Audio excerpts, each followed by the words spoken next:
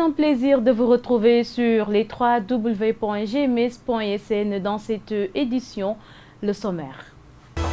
Éducation et paix, c'est le thème de la 6e édition du festival Bayosora.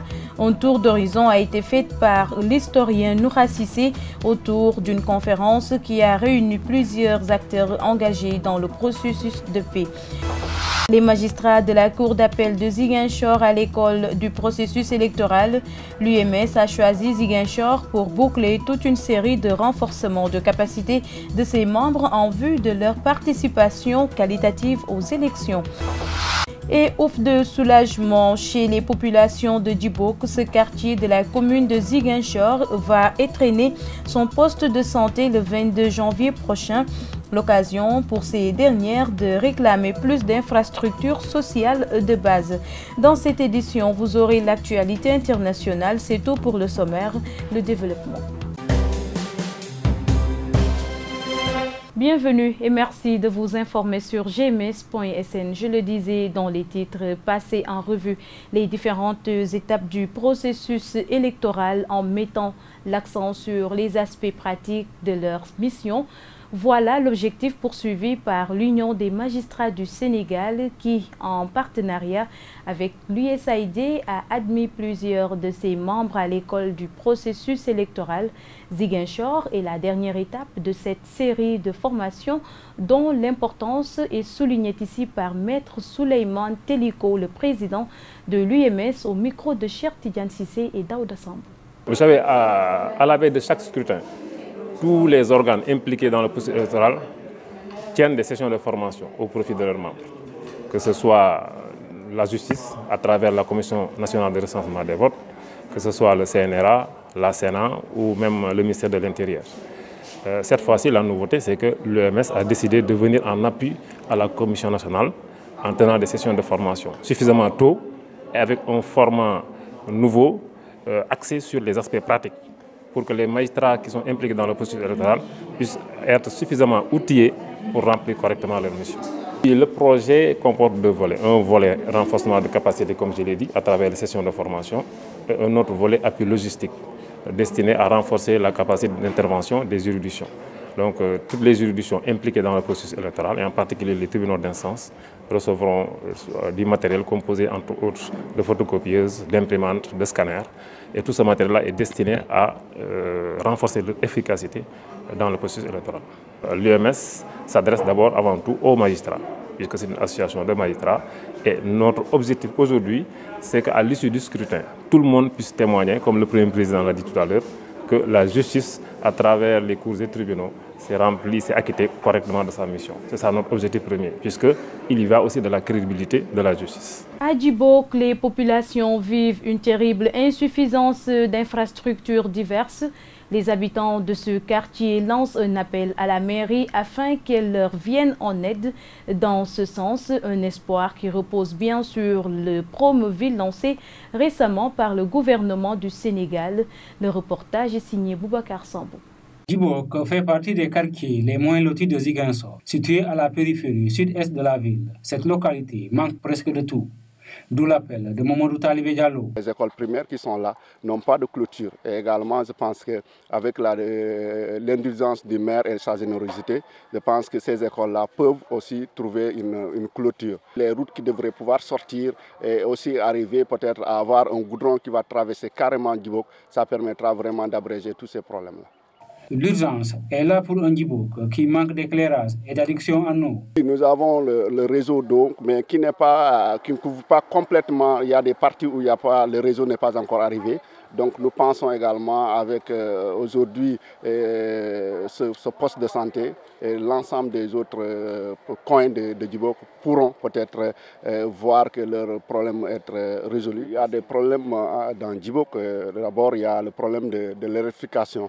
Il y a des coins où il n'y a pas pour l'instant le réseau électrique. Donc nous pensons qu'avec un peu Promoville, que tout Djibok sera vraiment électrifié. Donc, à ces problèmes s'ajoute le manque d'espace et un cadre d'apprentissage et de jeux pour la jeunesse.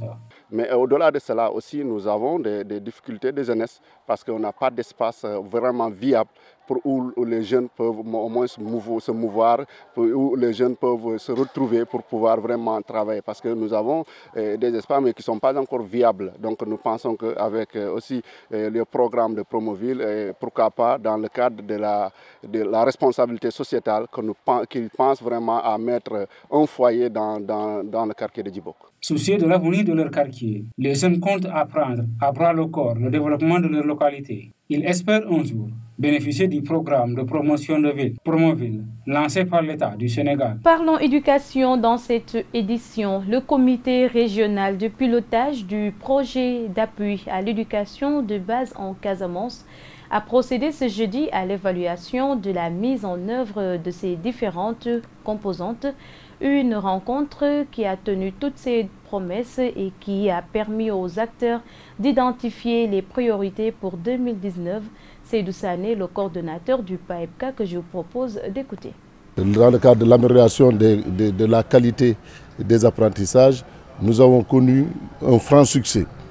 Des enseignants ont été formés, il y a eu des innovations au niveau des cellules d'animation pédagogique. Et aujourd'hui, nous sommes heureux de dire que la qualité suivra et les résultats en fin d'année le démontreront. Parce que les enseignants ont été suffisamment formés, ils ont été outillés et l'espoir est permis aujourd'hui quant à la qualité des enseignements apprentissages dans la région de Ziguinchor. Au niveau de la composante 3, nous travaillons avec comme maître d'ouvrage délégué EDAction et EDAction aussi est en train de développer de nouvelles stratégies, notamment au niveau des compétences de vie courante. Aujourd'hui, nous avons des outils que les enseignants peuvent utiliser, que la communauté peut utiliser dans le sens et dans le cadre même d'améliorer aussi les résultats des apprentissages. C'est pour dire que le projet avance bien. Aujourd'hui, il nous reste seulement à poursuivre l'exécution des travaux au niveau des constructions. Et je pense qu'à l'image de l'école Seydou Kane, l'école élémentaire de Seydou Kane, tous les autres ont commencé. Et il suffit maintenant d'encadrer le processus et d'aider et d'accompagner le processus avec l'ARD qui suit les entrepreneurs et qui a mis en place une stratégie de suivi de ces constructions-là. Et puis, le directeur général de l'Agence de l'information de l'État, l'ADIE, note que le fichier électoral est transparent. Le responsable politique de l'APR à Grand-Yoff a invité les candidats recalés à accepter les décisions du Conseil constitutionnel. Il se prononçait en marge d'une remise d'appui à la zone 7B de Grand-Yoff, dont il est le parrain de la finale prévue le 20 janvier prochain.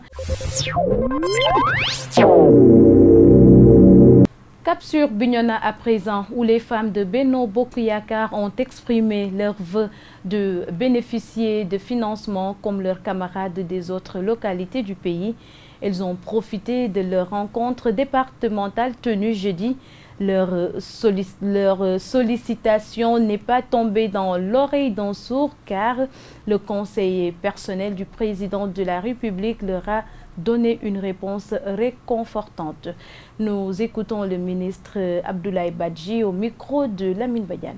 Aujourd'hui, on s'est dit qu'il fallait organiser les différentes entités de la majorité présidentielle. Alors, on a commencé par les femmes. Et tous ont vraiment salué l'initiative, mais en se disant que vraiment, on a tardé à prendre cette initiative-là. Parce que vraiment, ça a créé un très grand engouement. Les femmes se sont fortement mobilisées. Elles ont presque toutes dépassé les quotas qui leur auraient été impartis dans les communes.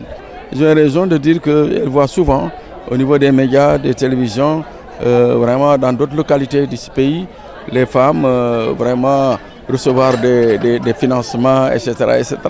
Et qu'elles estiment qu'elles sont sénégalaises comme les autres, qu'elles doivent pouvoir bénéficier de ça, etc. La réponse a été qu'il y avait peut-être une carence d'organisation. Alors aujourd'hui que vous êtes organisés, qu'on saura identifier qui est qui, on saura parler de façon très sélective à X, Y par rapport à ces activités, etc.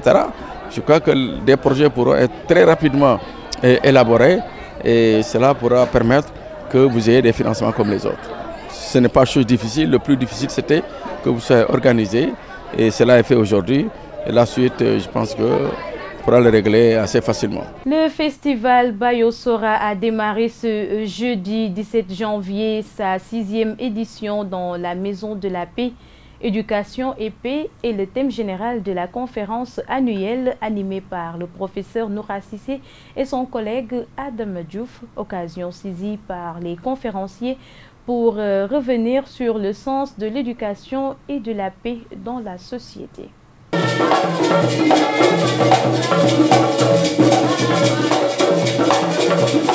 Éduquer, c'est un facteur de paix, c'est un facteur de progrès. L'éducation permet d'inculquer non seulement le savoir aux adolescents, aux jeunes, mais l'éducation permet également d'inculquer un savoir-faire et un savoir-être. Et le savoir-être est extrêmement important. C'est la socialisation progressive du jeune. Et dans ce cas, l'éducation est un facteur, un levier extrêmement important d'acquisition des valeurs qui sont fondatrices de toute société. Une société qui n'a pas un socle de valeurs lui permettant d'être debout est une société qui risque de se coucher et quand elle est couchée, elle est enterrée. Donc c'est pour ces raisons qu'un thème tel que celui qui nous a été proposé et que nous avons essayé de présenter est extrêmement important parce qu'il fait le lien entre l'éducation et la paix. La paix, c'est l'absence de conflit, mais c'est aussi une culture que l'on s'approprie progressivement pour que ce soit, disons, le phare de toutes les actions.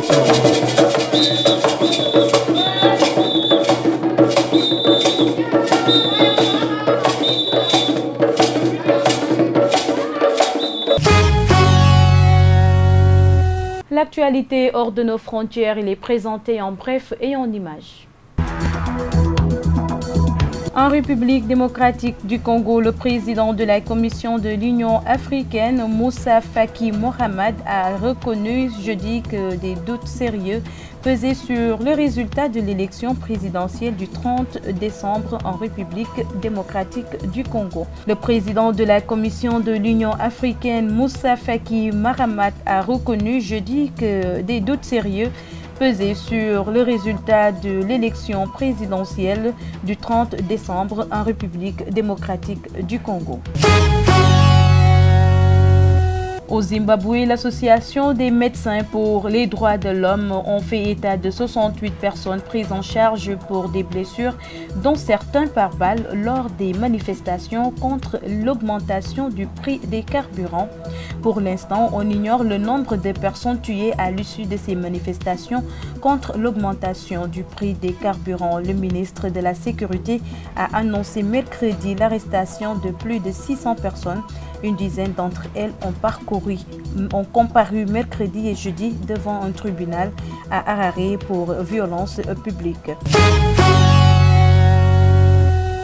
Et enfin, aux États-Unis, au 27e jour des shutdowns, les États-Unis, officiellement par respect pour les 800 000 employés fédéraux qui ne touchent pas de salaire, Donald Trump a annulé plusieurs voyages officiels, à commencer par ceux de son adversaire dans cette crise, la présidente démocratique de la Chambre des représentants, Nancy Pelosi. Et c'est au tout dernier moment que Donald Trump l'en a informé, ainsi que tous les membres de sa délégation par ce courrier rendu public. C'est cette actualité qui met fin à cette édition. Merci de l'avoir suivi. Excellente suite des programmes sur les www.gms.sn. Au revoir.